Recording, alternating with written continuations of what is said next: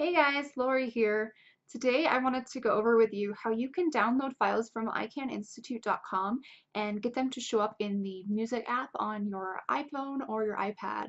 And it will require that you have a Macintosh computer. Macintosh? Who says Macintosh anymore? Your Apple computer, whether that being a desktop or a laptop. So let's get started.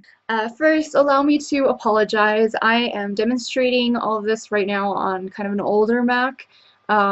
It's 2007, which of course these days is an older Mac.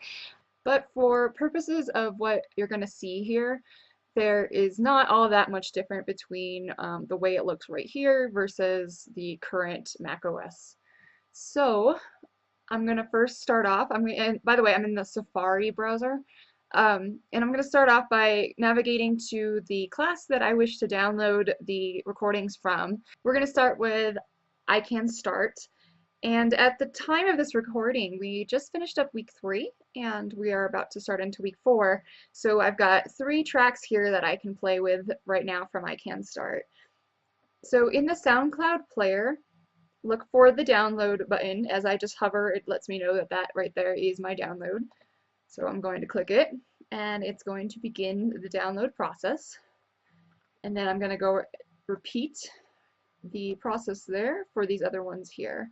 Here, let me just swing these out of the way so I can see what's going on. I'm going to click on week 2, and as soon as you click on them, I believe they start trying to play automatically.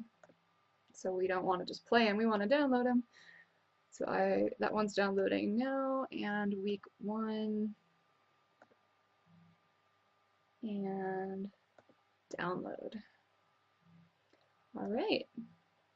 And as you can now see, I have all 3 of these tracks are currently downloading.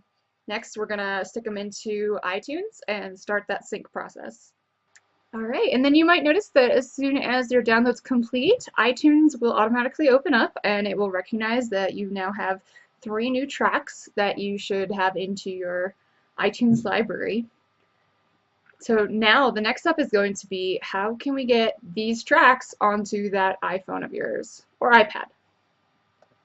So to get this process started, I recommend grabbing the USB cable that came with your iDevice and plug it into your computer at this time.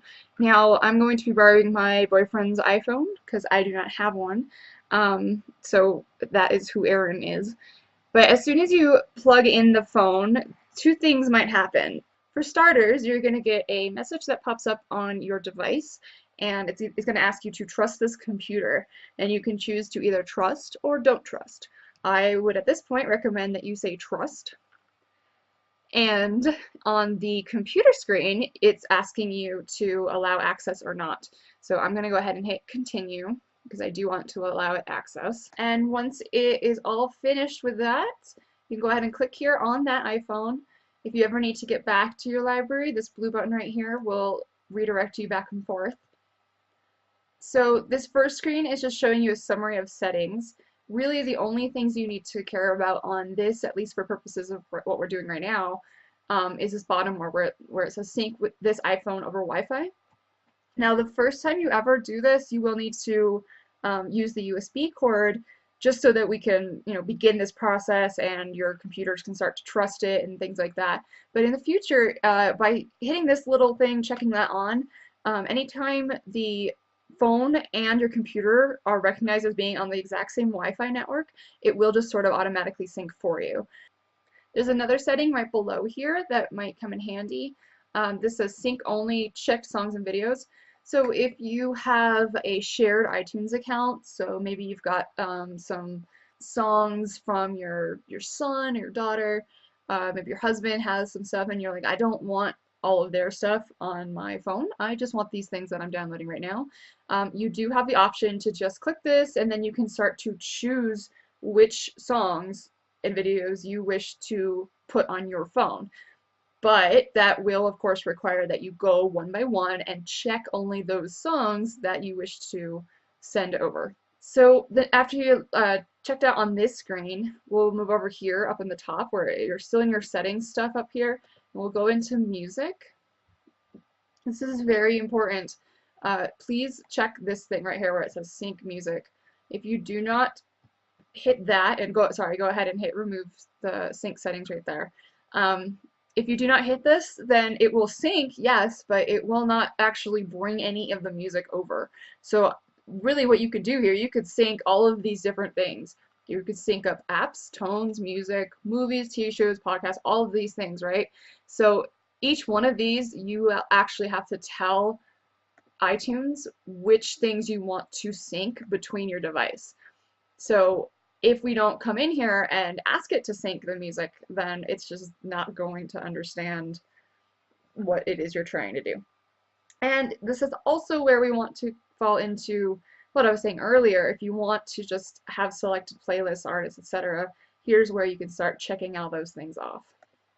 So we do want to sync the entire music library. However, I want to just make one note.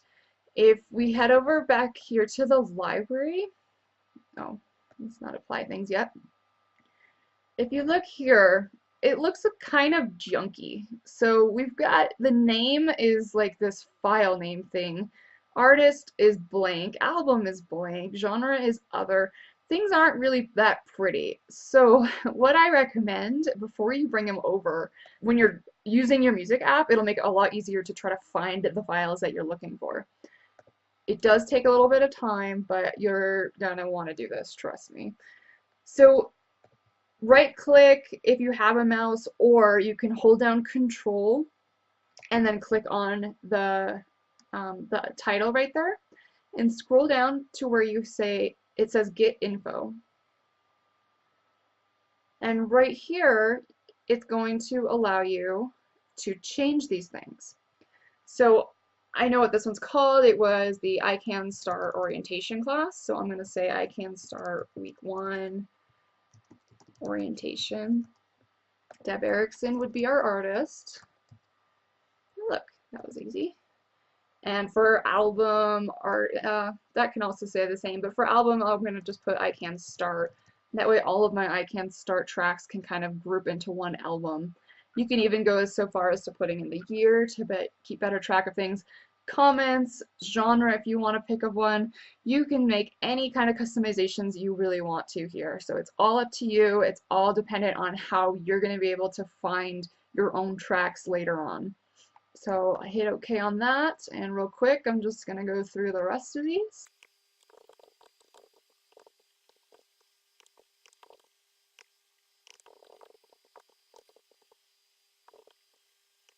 And there we have it. And now everything looks a little bit prettier, huh? So we're going to have to be able to see the titles, the artist, and the album. Because if you think about it, if all of a sudden say you have your music app is on shuffle or something, you're not going to know what you're listening to at any given time unless you name it something that makes sense to you. So now that we've got these sort of named correctly, we're going to head over here and let's actually start that same process. So I do want to go ahead and this time apply the settings. So sync those music songs, which right now I just have 3, so that's not a big deal. I don't have to go through the selected playlists, artists, albums, and genres option. And just hit apply down here. This one, it's just letting me know that there's already some stuff on this iPhone. Do keep in mind that if you do already have songs on your iPhone, this will erase everything on there as far as I think it's anything that you haven't downloaded through the Apple ID in your music app. If you've downloaded it directly from iTunes and you're still using that same Apple ID, I do believe it will stay there. However, anything that is kind of a third-party location, kind of like what you've done from ICANN Institute, if you have anything on that device already, doing this will erase it. So keep that in mind. So I'm going to go ahead and hit erase and sync because I don't need the things that are on that iPhone right now. And neither does Aaron, don't worry. So there we have it. And if you want, you can at this point go over to this top part that says on this iPhone. And this will kind of help confirm for you that all of those tracks did actually make it over to that iPhone.